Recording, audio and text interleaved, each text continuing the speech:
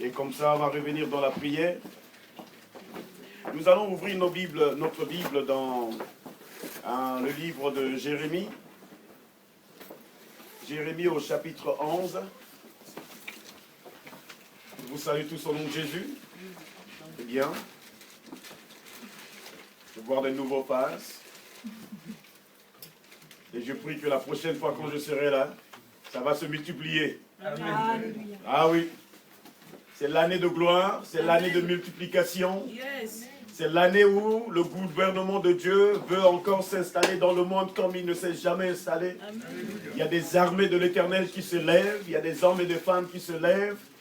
Il y a des hommes et des femmes qui se lèvent aujourd'hui pour le jeûne et la prière. Il y a des hommes aujourd'hui qui se lèvent pour conduire la voiture toute la nuit dans leur ville, juste pour déranger le diable. Et ça se passe actuellement dans le monde. Et le royaume de l'ennemi actuellement est en train de perdre sa place dans le monde. Si vous ne le voyez pas, ben je vous le dis ce soir. Il y a quelque chose qui se passe. Il y a un réveil actuellement qui est en train de se passer en France. Et on est en train de le voir. Si le Seigneur ne vous a pas ouvert les yeux, ben demandez le Seigneur. Il y a des choses qui se passent en France. Et nous sommes très contents. Quand le Seigneur va dévoiler la vie d'un président, cela veut dire que tous les chrétiens qui ont des vies cachées, qu'ils se préparent. Amen. Leurs vies cachées seront dévoilées également. La Bible dit, regarde la paille qui est dans ton œil au lieu de regarder la paille qui est dans les yeux de l'autre. Ça c'est pour Hollande et on prie pour lui que le Seigneur le touche. Amen. Et comme nous prions pour les chrétiens. Amen. Jérémie chapitre 29 verset 11, qu'est-ce que ce verset dit? Qu'il a trouvé, qui le lit s'il vous plaît.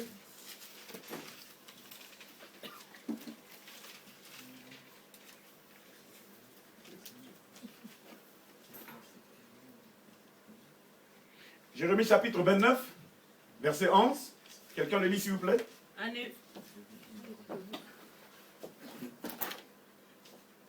En effet, moi, je connais le projet que je forme pour vous, déclare l'Éternel, projet de paix et non de malheur, afin de vous donner un avenir et de l'espérance. Waouh! Reste juste debout, ma soeur. Tu vas lire. Un projet de quoi? Waouh! Et les gens sont là et ils prient pour la paix. Seigneur, donne-moi la paix, du moment que j'ai un projet de paix.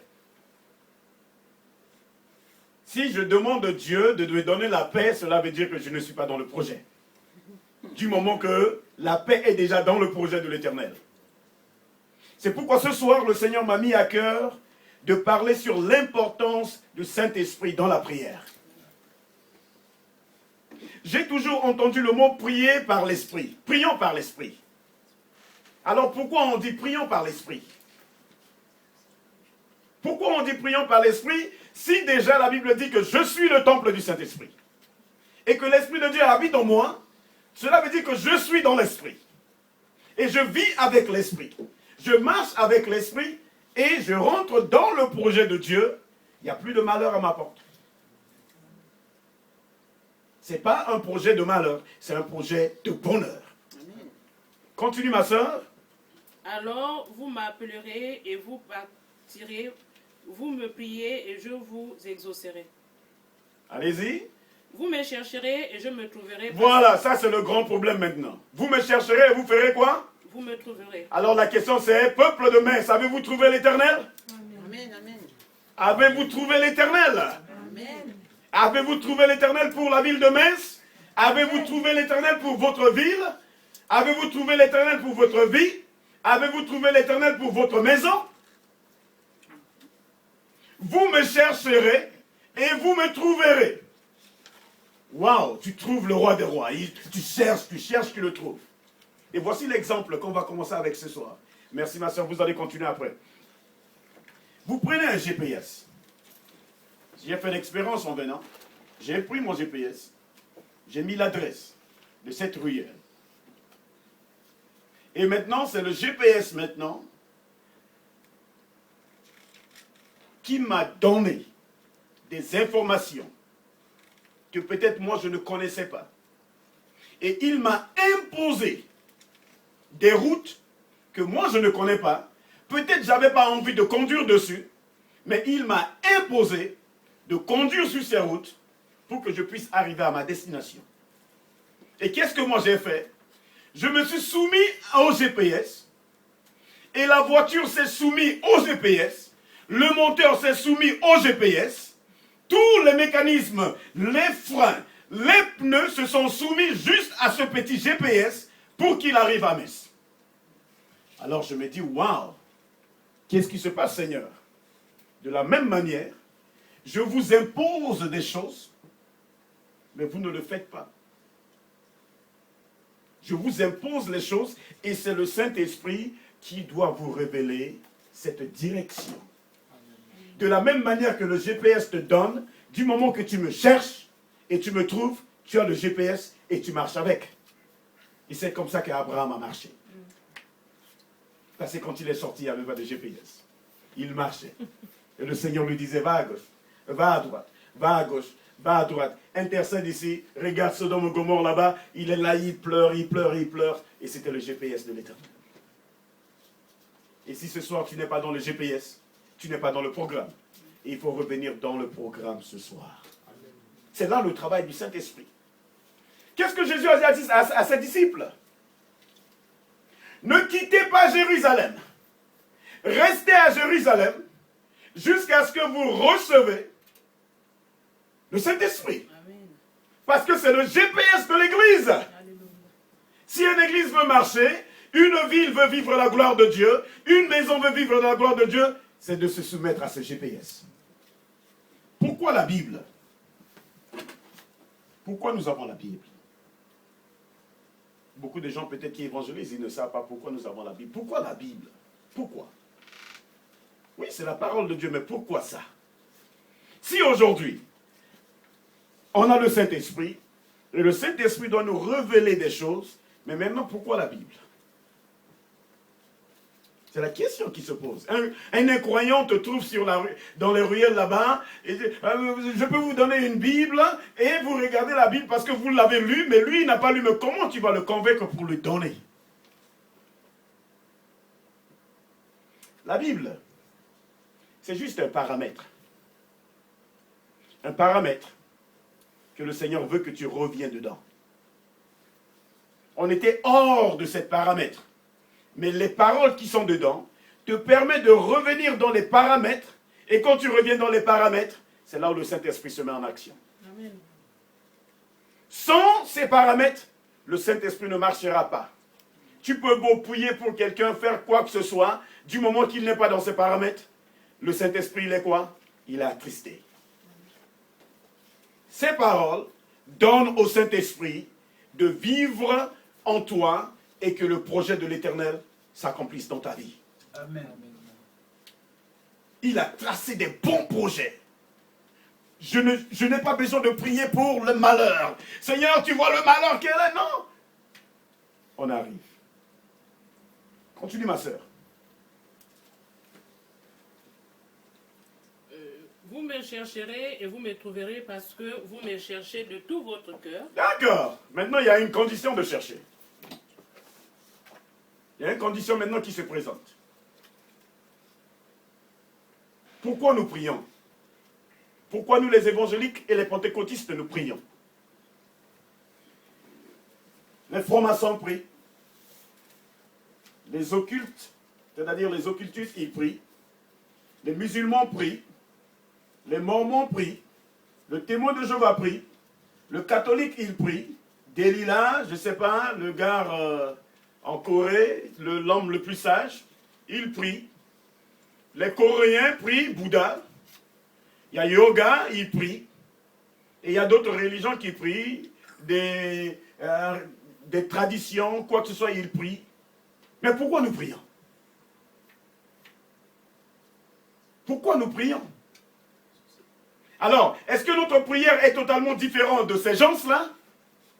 Or, nos prières sont égales à eux. Parce que si le catholique dit « je prie pour la paix » et que le pentecôtiste dit « je prie pour la paix », est-ce qu'ils sont égaux ou ils sont différents? On devient égal. Si le franc-maçon là-bas, il dit « je cherche la paix », ce qui fait la différence dans nos prières, c'est la prière avec la puissance du Saint-Esprit. C'est ce qu'ils n'ont pas. Et c'est pourquoi nous avons tous besoin de prier par la puissance du Saint-Esprit. Amen. Nous avons besoin du baptême du Saint-Esprit. Amen. Nous avons besoin de rester en sa présence, de passer du temps avec lui. Amen. Ça, c'est le secret de l'Église.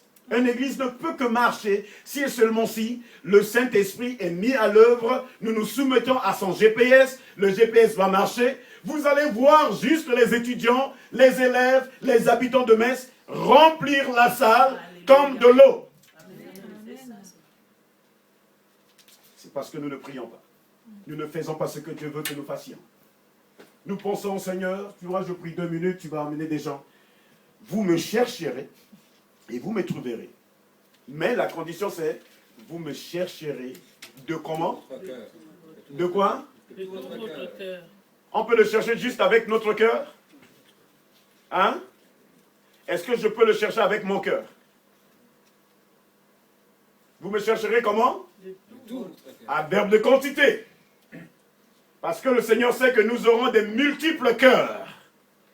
Il y a des cœurs qui chercheront, il y a des cœurs qui chercheront l'argent, il y a des cœurs qui chercheront le travail, il y a des cœurs qui chercheront le mari, il y a des cœurs qui chercheront les bijoux, il y a des cœurs qui chercheront les maisons, il y a des cœurs qui chercheront le projet, il y a des multiples cœurs qui sont là. Et ce soir, tu sais, tu as des multiples cœurs. Oh, je cherche peut-être la guérison. Oh, je cherche peut-être la réussite. Oh, je cherche. Et il y a des flèches actuellement dans ton cœur, dans ces instants où le pasteur passe, parle, tu dis, mais waouh, le Seigneur expose mon cœur maintenant. Qu'est-ce que je dois faire? C'est juste, Seigneur, je te donne mon cœur. C'est la seule chose que Dieu en a besoin. Donne-lui ton cœur ce soir. Il connaît de quoi tu en as besoin. Il te connaît par ton nom. Il connaît ton empreinte. Il connaît le nombre de ton cheveu. Il suffit que tu es dans le projet. Et tu reçois tout ce que tu veux. Amen. La vie chrétienne, c'est simple.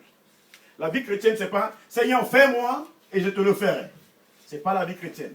La vie chrétienne, c'est faire la volonté de Dieu. Et Dieu prendra soin de tes soucis. Amen.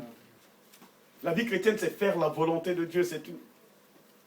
Mais aujourd'hui, Seigneur, tu vois ceci? Non, c'est rien. Reste dans le projet. Lis encore, ma soeur. Je continue, bien je reprends. Continuez. Je me laisserai trouver par vous, déclare l'Éternel. Je me laisserai trouver par vous. Alléluia. Moi, l'Éternel, je vais maintenant me laisser trouver par vous. Est-ce que l'Église l'a trouvé? Et quelle est la mission qu'il a donnée à l'Église? Église de Metz, ce soir, l'Éternel a besoin de toi. Tu ne dois plus travailler comme tu as travaillé en 2010, en 2011, en 2012, en 2013. Tu as besoin de nouvelles stratégies. Et la stratégie, c'est le Saint-Esprit. Amen. Nous devons tous revenir vers lui et dire, Saint-Esprit, qu'est-ce que tu as comme mon Église? Qu'est-ce que tu as pour faire l'Église? Frères et sœurs, le Seigneur veut remplir l'Église. C'est juste moi et toi qui empêchons les gens de venir à l'Église. Parce que nous ne prions pas pour eux. Nous ne prions pas pour eux. Nous ne prions pas assez. Nous travaillons assez. Nous voulons avoir assez d'argent, moins de l'esprit. Assez d'argent, moins de prière. Assez d'argent, moins de la volonté. Assez de quoi et moins de ça. Seigneur, donne-nous. Quand même, Dieu n'est pas ingrat. Dieu veut que tu fasses plus. Et que quand tu fais plus, il te donne plus. Amen. Lis, ma soeur. Je me laisserai trouver par vous, déclare l'Éternel, et je ramènerai vos déportés, je vous rassemblerai. Waouh! Je ramènerai vos déportés et je ferai quoi? Je vous rassemblerai de toutes les nations et de tous les endroits où je vous ai chassés, déclare l'Éternel. Il y a des nations dans cette ville, non? N'est-ce pas? Amen. Ce soir, tu en as besoin. C'est notre travail, frères et sœurs. 1 Corinthiens chapitre 2. 1 Corinthiens chapitre 2, versets 9 à 10. 1 Corinthiens chapitre 2, versets 9 à 10.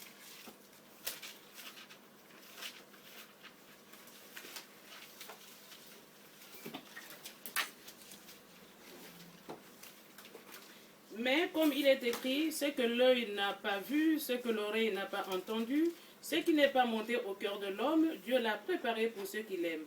Or, c'est à nous que Dieu a révélé par son esprit, car l'Esprit examine tout comme tout, même les profondeurs de Dieu. Alléluia. Alléluia.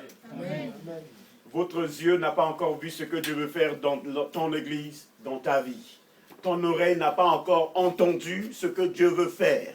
Peut-être on va chercher à gauche, on va chercher à droite, mais la chose se trouve à côté de toi. C'est juste que Dieu le Père a créé le monde. Dieu le Fils est venu, il a marché sur la terre, il est allé mourir sur la croix. Et Dieu le Saint-Esprit maintenant veut se mettre en action pour que notre œil puisse voir ce qu'il a amené pour nous et que notre oreille puisse entendre ce qu'il veut faire, mais nous l'empêchons de voir.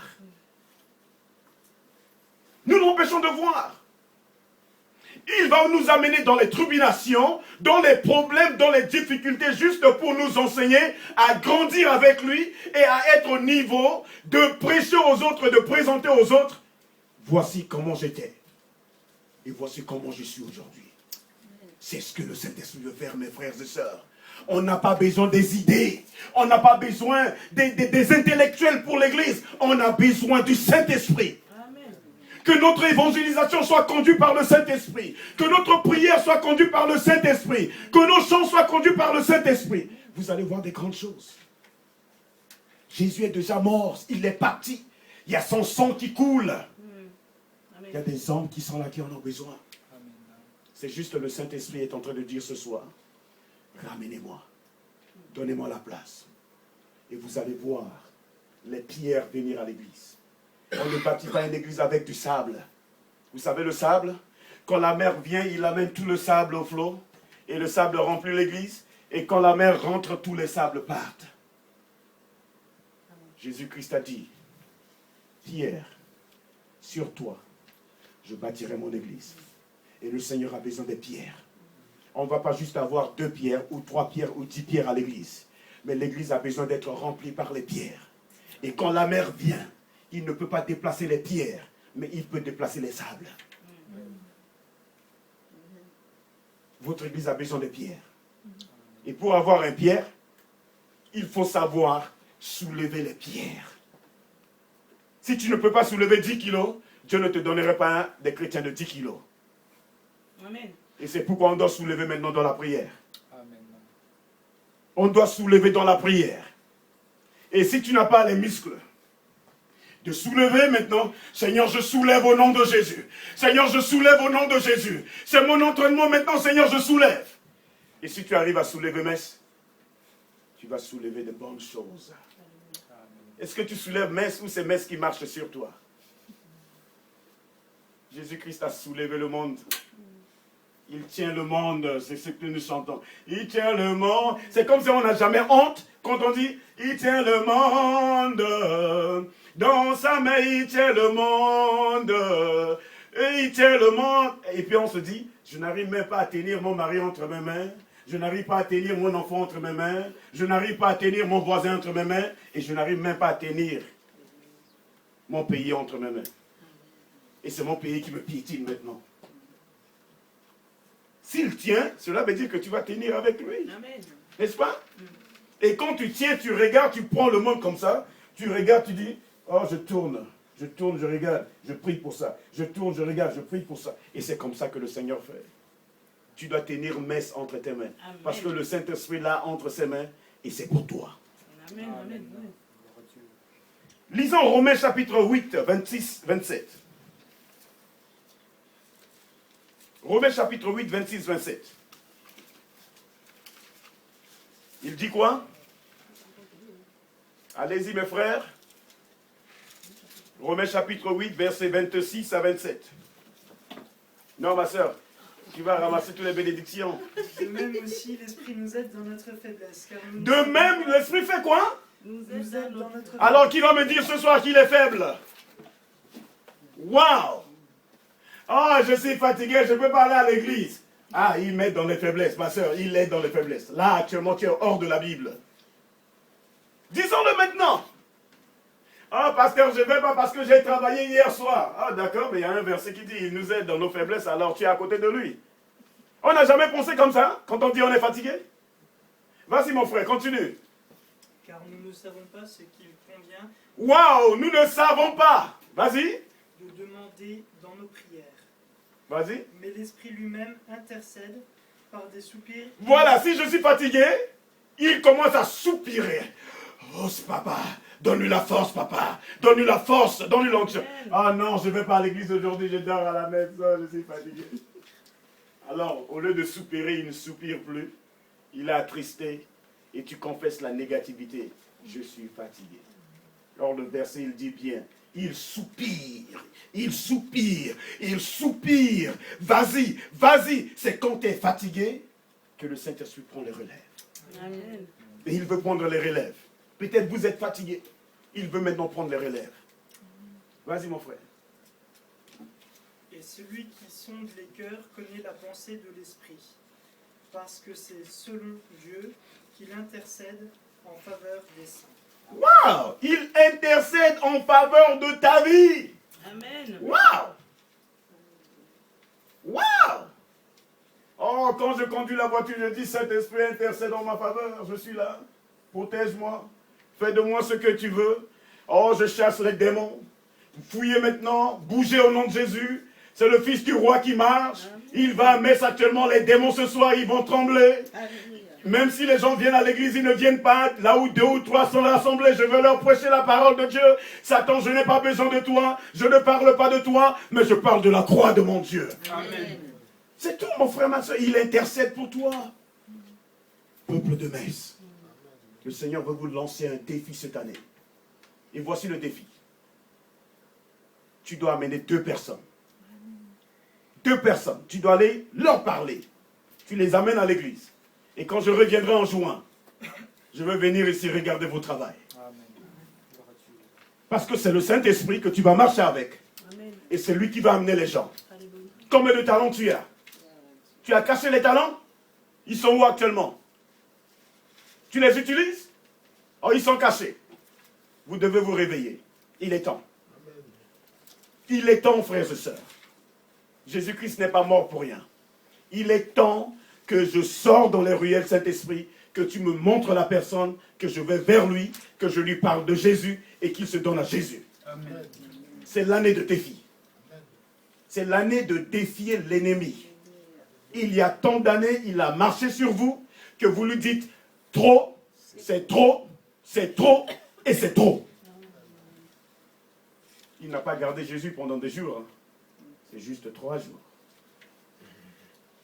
Mais combien de jours il est en train de te garder? Frère, regardez Daniel. Dieu a un projet de paix. Daniel est là à Babylone. Il n'est pas dans son pays, à Babylone, en esclavage. Il jeûne pendant 21 jours. Pendant 21 jours, il jeûne pour qui? Pas pour lui, pour son peuple. Il est là, il jeûne. Le premier jour qu'il a jeûné selon la Bible, Dieu a envoyé la réponse à sa prière. Qu'est-ce qui s'est passé à sa réponse? Qu'est-ce qui s'est passé?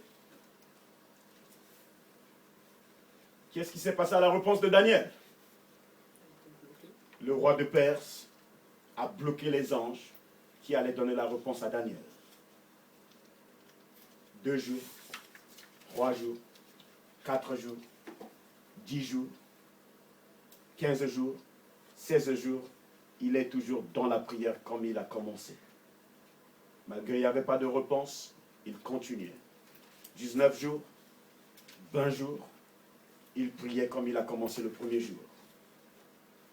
21 jours. 21 jours. Il ne servait pas le Seigneur d'une mauvaise manière, mais de tout cœur. Et comme il le faisait de tout cœur, comme on l'a lu, qu'est-ce que Daniel a fait? Daniel a déplacé l'ange Michaël. Daniel a déplacé l'ange Michaël qui ne se déplace pas n'importe comment.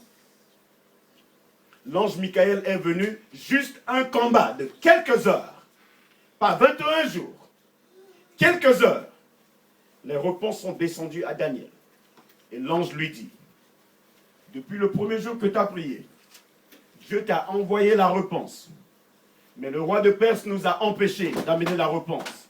Et c'est Michael qui est venu intervenir. Et nous voici avec la réponse à toi. Waouh! Est-ce que tu as déplacé Michael pour Metz? Si tu n'as pas déplacé Michael, les choses ne vont pas marcher. Un secret de l'église dans la vie de Daniel, c'est savoir déplacer les anges. C'est savoir déplacer les anges pour mon travail. Déplacer les anges pour mon église. Et c'est là où tu dois mettre les pieds à terre. Et ce soir, le Seigneur t'interpelle. Si tu n'as pas encore déplacé Michael, parce que tu ne le fais pas de tout cœur. Alors, le diable a dit, comme tu as déplacé Michael, tu sais ce qui t'attend?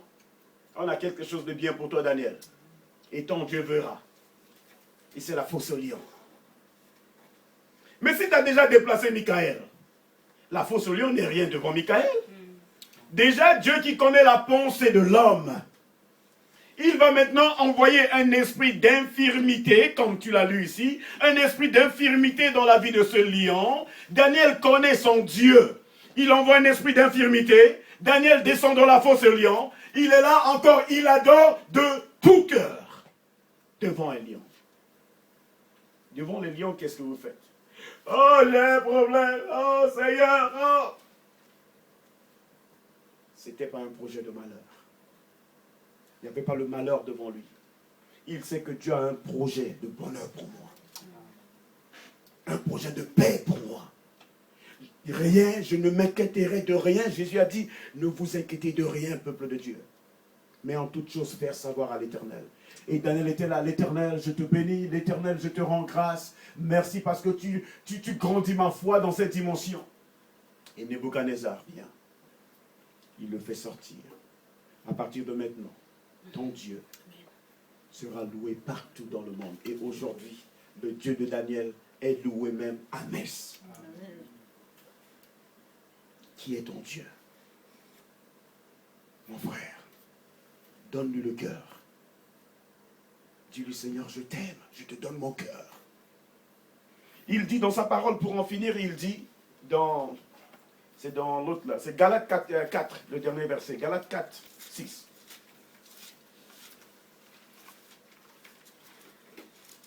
On peut lire les deux, si vous voulez, Romains 8, 15 et Galates 4, 6. Romains 8, 15 et quelqu'un lit Galates 4, 6. Romains 8, 15, Galates 4, 6.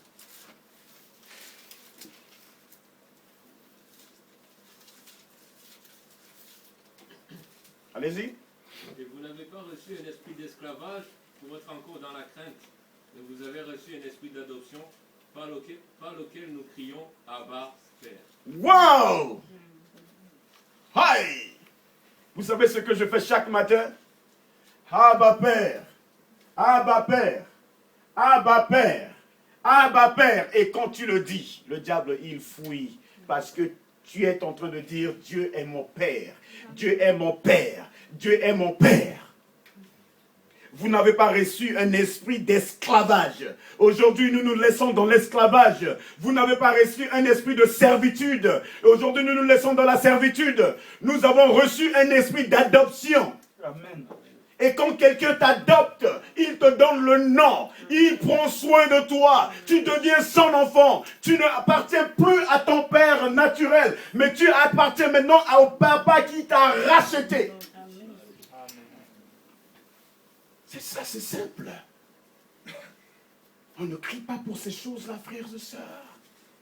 Waouh! On ne crie pas pour ces choses-là. C'est juste, Abba Père, prends soin de ces choses-là.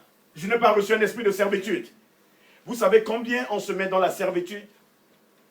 Combien tes soucis te mettent dans la servitude? Combien parfois tu t'isoles dans la servitude sans le savoir? Ce n'est pas l'esprit de Dieu.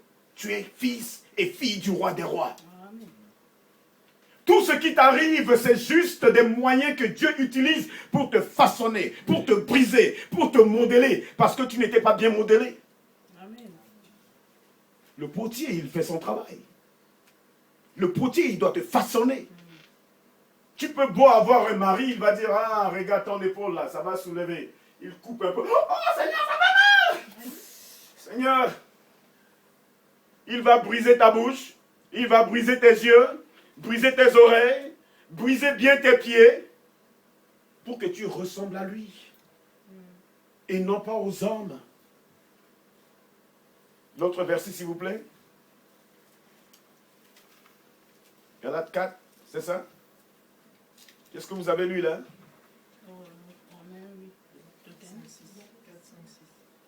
4, 5, 6, oui.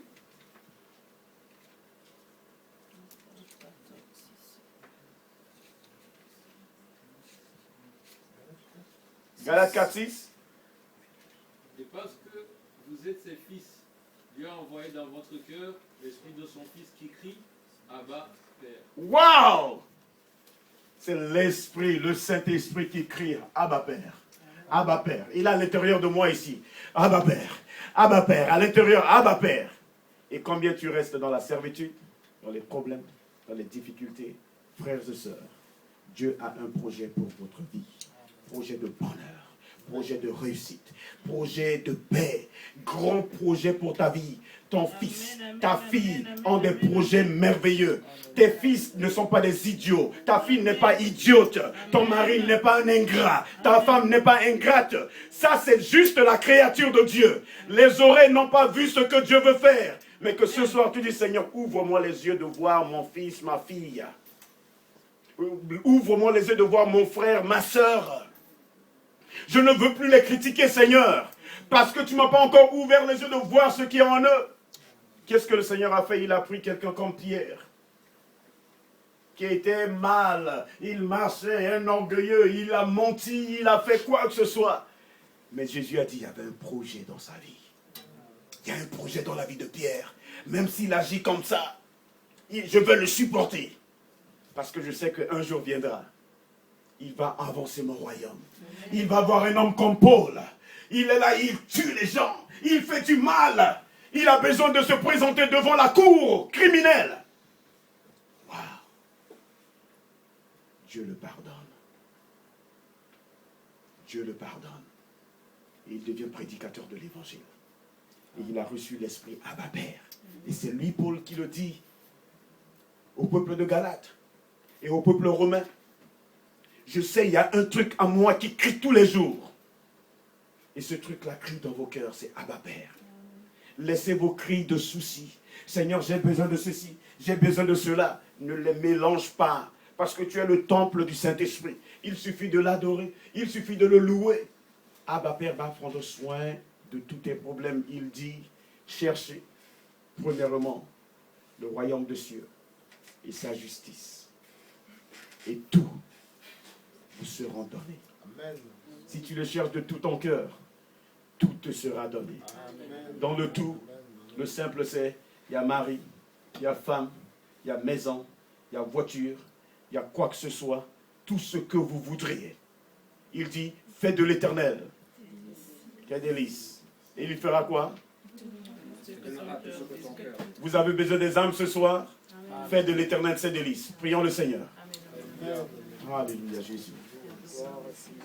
Alléluia Seigneur. Seigneur, nous voudrions